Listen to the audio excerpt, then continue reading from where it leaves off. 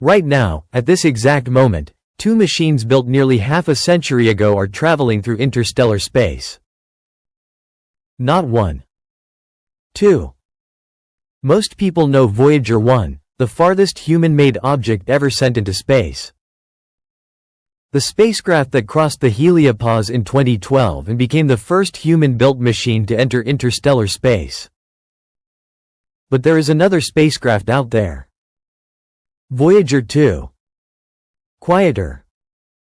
Less celebrated. Often overlooked. And yet, Voyager 2 may have given scientists one of the most important pieces of information about the edge of our solar system. Because when Voyager 2 crossed the heliopause in November 2018, it was carrying something Voyager 1 had lost decades earlier. A functioning plasma instrument. That difference changed everything. Voyager 2 launched on August 20, 1977, just 16 days before Voyager 1. Its mission was completely different from what most people imagine. While Voyager 1 took a faster route toward Jupiter and Saturn, Voyager 2 followed a much more complicated trajectory. Jupiter, Saturn, Uranus, Neptune. 4 giant planets. No other spacecraft in human history has visited all 4. And what Voyager 2 discovered along the way transformed our understanding of the outer solar system. At Jupiter, Voyager saw an enormous world filled with violent atmospheric activity. But the biggest surprises were waiting on its moons. Io was supposed to be an ancient, frozen world. Instead, Voyager discovered active volcanoes.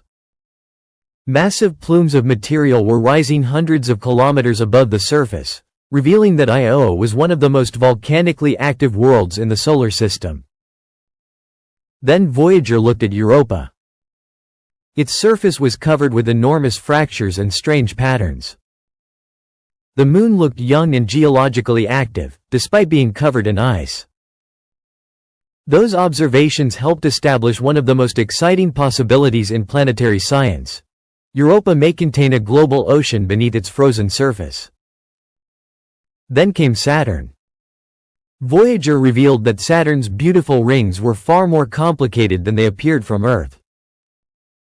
They contained countless structures, gaps, waves, and narrow ringlets shaped by the gravitational influence of moons. Saturn's rings were not simple bands. They were a dynamic system. But Voyager 2 still had 2 planets left. Uranus and Neptune. When Voyager 2 reached Uranus in 1986, it became the first and only spacecraft to visit the planet. It discovered new moons and rings and revealed a planet tilted almost completely on its side. Its magnetic field was also strangely tilted and offset. Then, in 1989, Voyager 2 reached Neptune. There it discovered enormous atmospheric winds, powerful storms, complex rains, and the strange moon Triton. Triton appeared frozen, but Voyager discovered active plumes rising from its surface. By the time Voyager 2 completed its planetary journey, one thing had become obvious. The outer solar system was not a collection of dead, frozen worlds. It was filled with activity. Volcanoes, storms, magnetic fields, hidden oceans, complex atmospheres, and geological processes that scientists were only beginning to understand. But Voyager 2's greatest scientific contribution was still ahead. After Neptune, the spacecraft continued outward. Far beyond the planets, it approached the edge of the Sun's influence. The Sun constantly releases a stream of charged particles called the solar wind.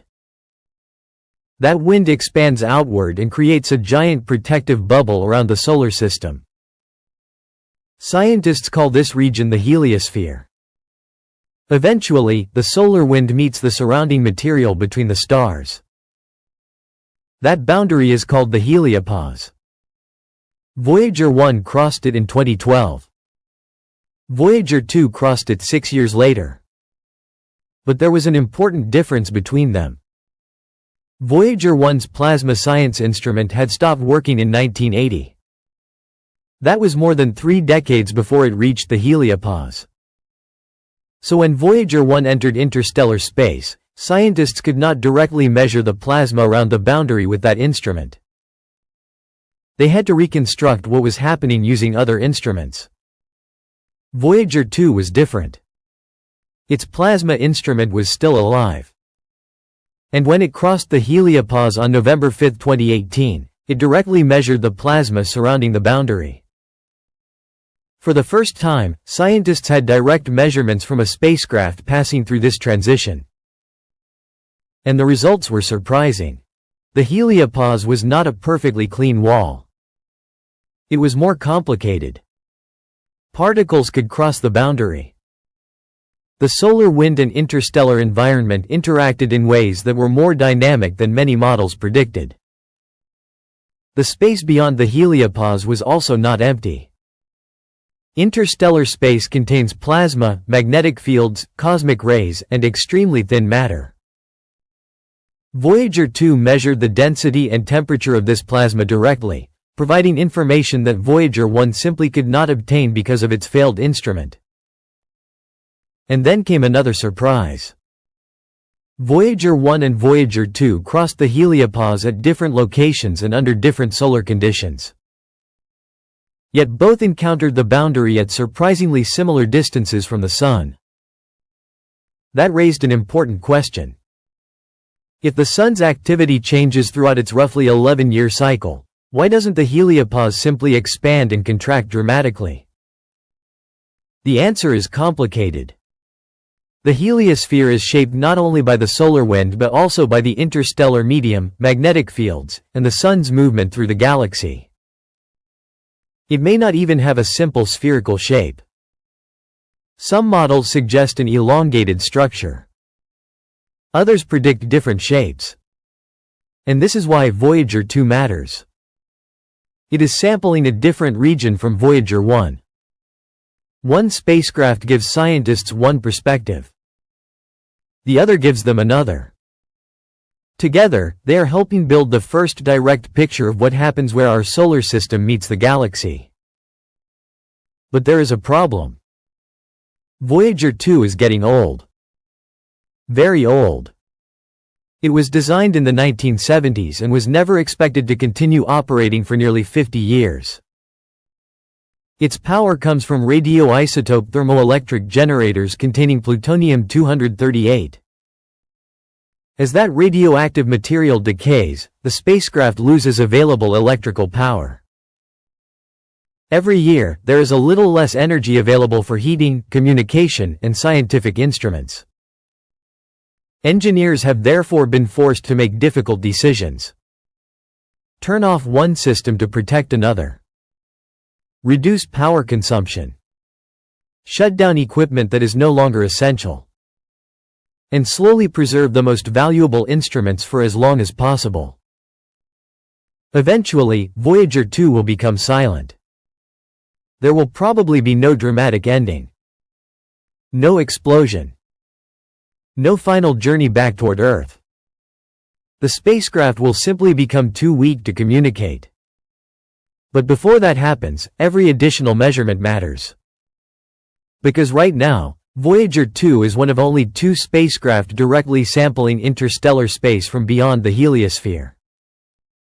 And there is no replacement waiting nearby.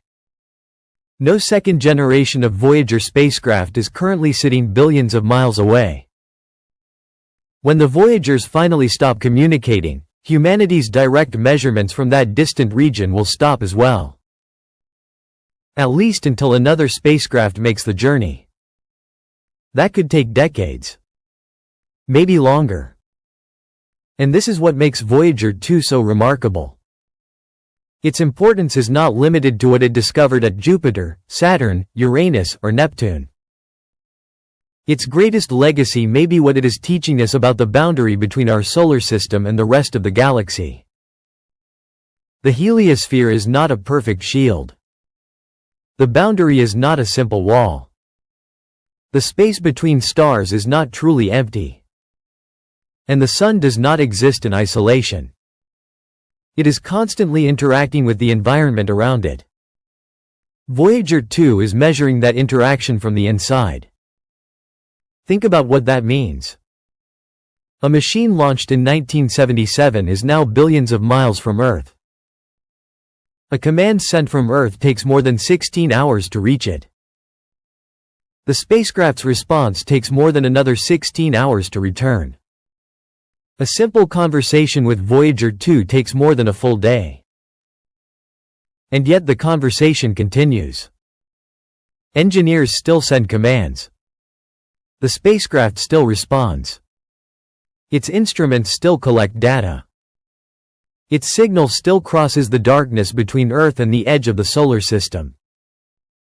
That may be the most incredible part of the entire mission. Voyager 2 is not simply a spacecraft anymore. It is a time capsule, a scientific laboratory, and a messenger from a region of space no human being has ever physically visited.